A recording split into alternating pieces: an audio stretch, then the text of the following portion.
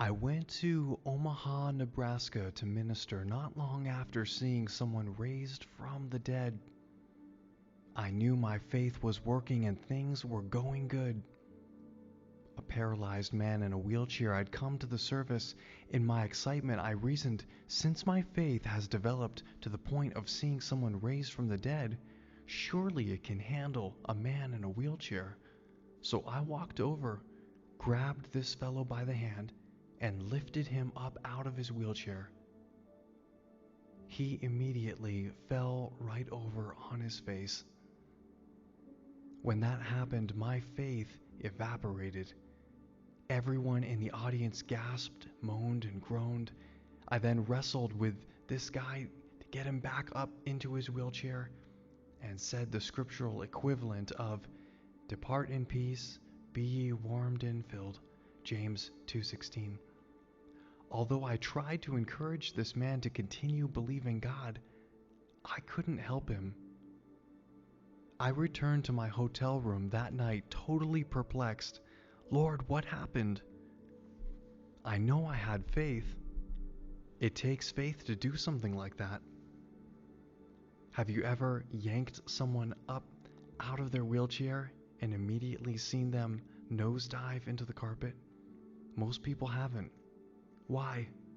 They don't believe they'd be healed. The reason I pulled him up out of the wheelchair was because I truly believed he'd walk. Even though faith was present, I didn't see the desired result. This brought me much confusion. I sought the Lord for an answer to this dilemma for 2 or 3 years.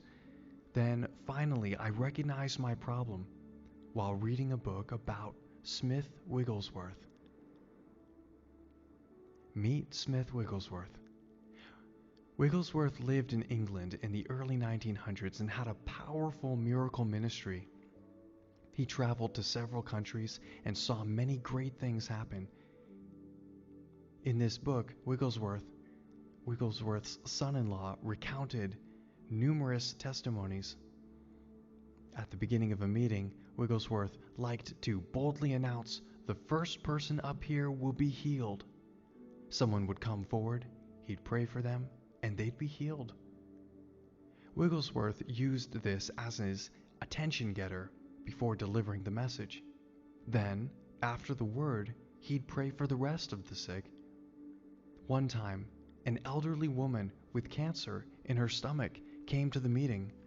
The cancer was so large that she appeared to be 9 months pregnant. She was so frail and weak, her 2 lady friends had to each take an arm and hold her upright in her seat.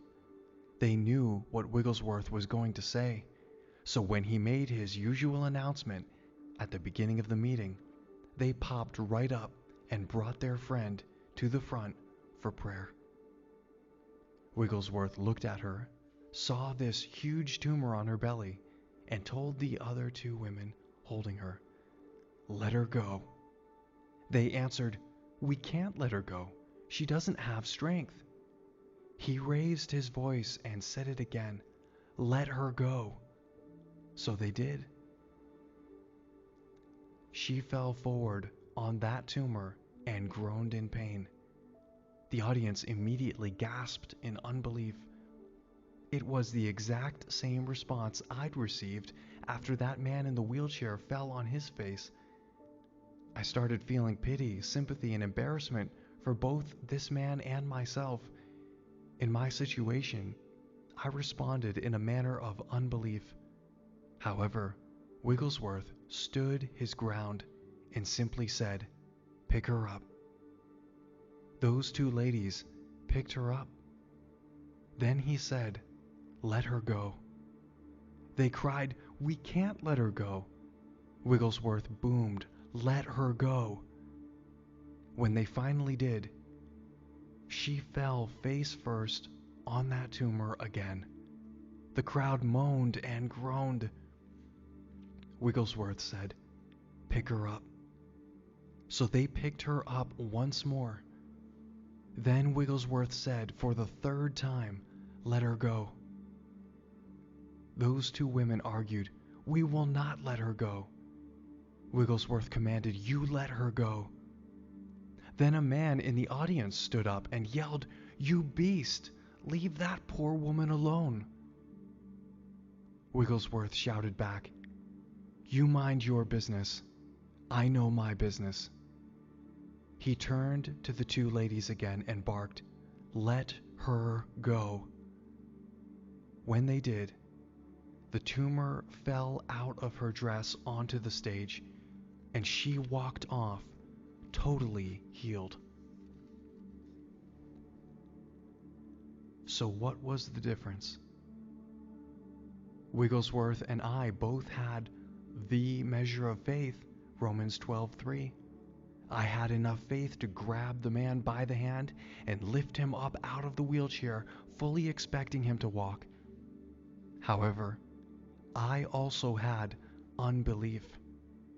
I was too easily swayed by what other people thought, as well as by fear, embarrassment, and pity for this guy.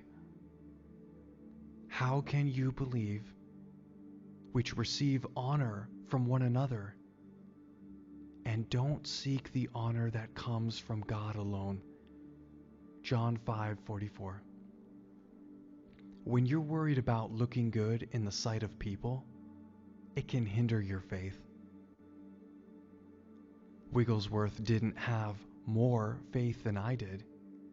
He had less unbelief. Wigglesworth was often criticized as being too hard. He would hit, punch, and even kick people sometimes. When asked why, he responded, I'm just out to get the devil. I can't help it if their bodies get in the way." He once kicked a baby with a head injury off the stage and into the front row, but that baby was healed. Wigglesworth understood the difference between godly compassion and human pity. He recognized that pity stops the power of God from operating. So he was hard, insensitive, and unfeeling toward unbelief.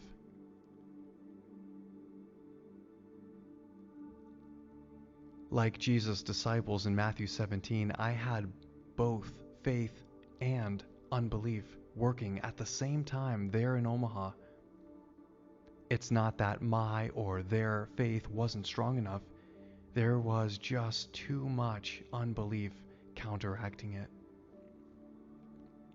Picture two outdoor thermometers. One measures faith, the other unbelief. Most people ignore the unbelief and concentrate on their faith. If their faith is up an inch, but what they've prayed for still hasn't come to pass, they think they need to push their faith up another inch or two. So they go on all-out effort to increase their faith, saying, "God, give me more faith. I need more faith." The Lord said, "It's your unbelief that's the problem. Without unbelief working against it, your faith doesn't need to be any bigger than a mustard seed to get the job done." Matthew 17:20. Instead of trying to shoot your faith through the roof, pull the plug on your unbelief. Drain it to zero, and you'll find your faith strong enough to accomplish anything you need. Most Christians don't receive what God has already supplied because of unbelief, not lack of faith. These are two opposite situations. If someone doesn't believe, of course they won't receive. Faith is the bridge that brings God's provision from the spiritual world over into the physical world. Faith must be present. But it's not that big of a deal. It's not hard. As Christians, we have the supernatural faith of God. It's just that most believers haven't yet realized or dealt with their unbelief. What is unbelief? It could be fear, worry, or care. If the doctor tells you you're going to die and you start trying to believe God by confessing, Jesus, I believe that by your wounds I have been healed, but in your mind you're still worried, that's being double-minded. Double-minded people won't receive anything from the Lord. James 1, 7 and 8.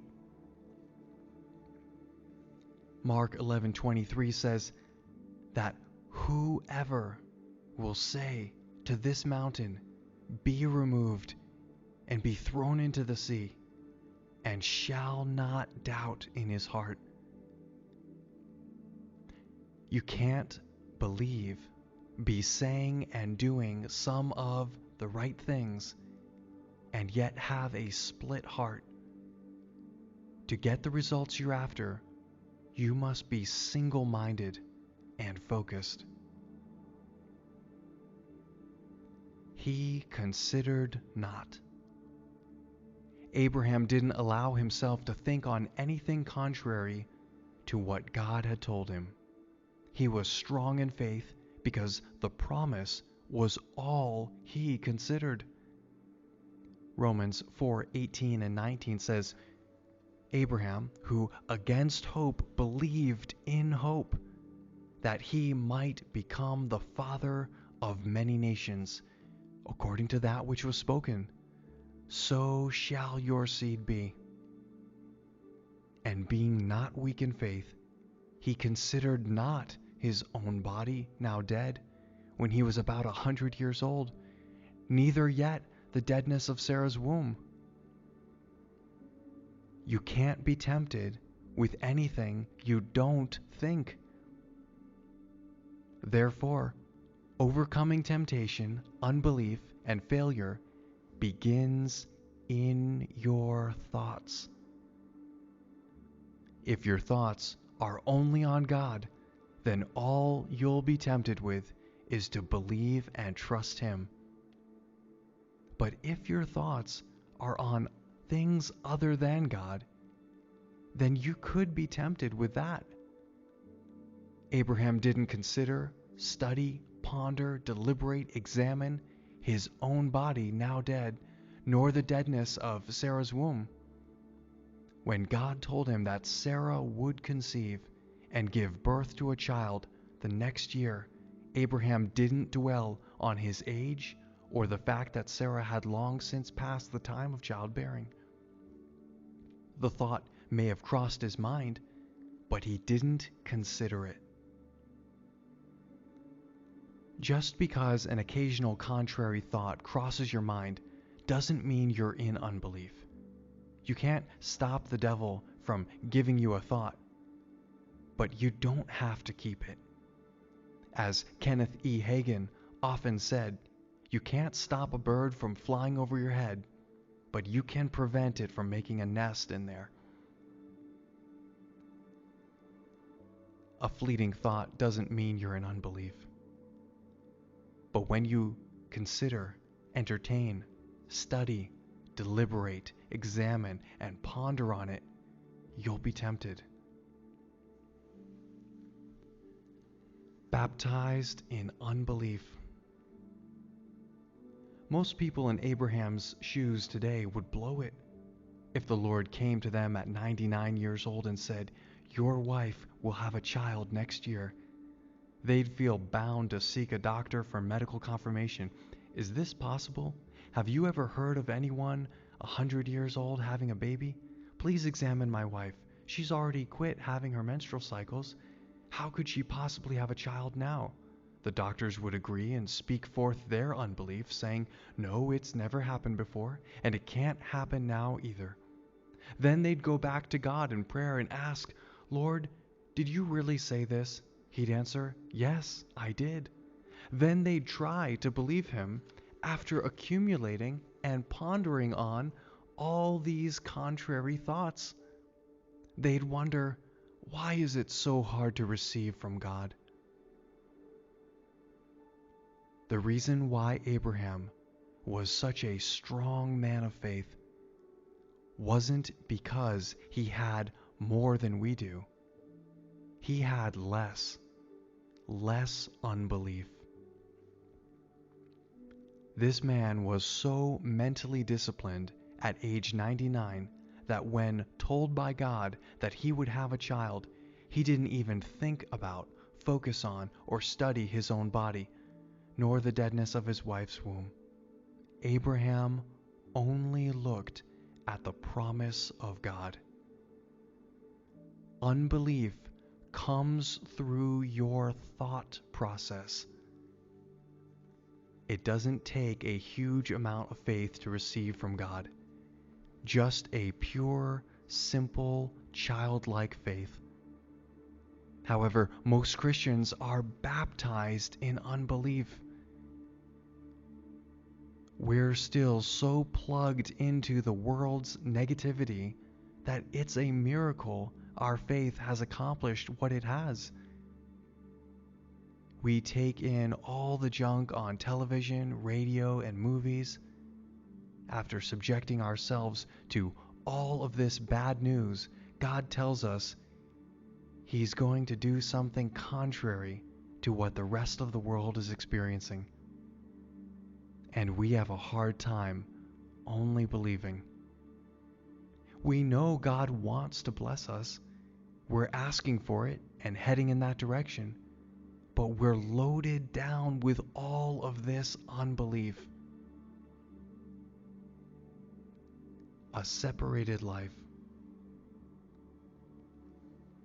As a young man, Lester Sumrall once visited Smith Wigglesworth.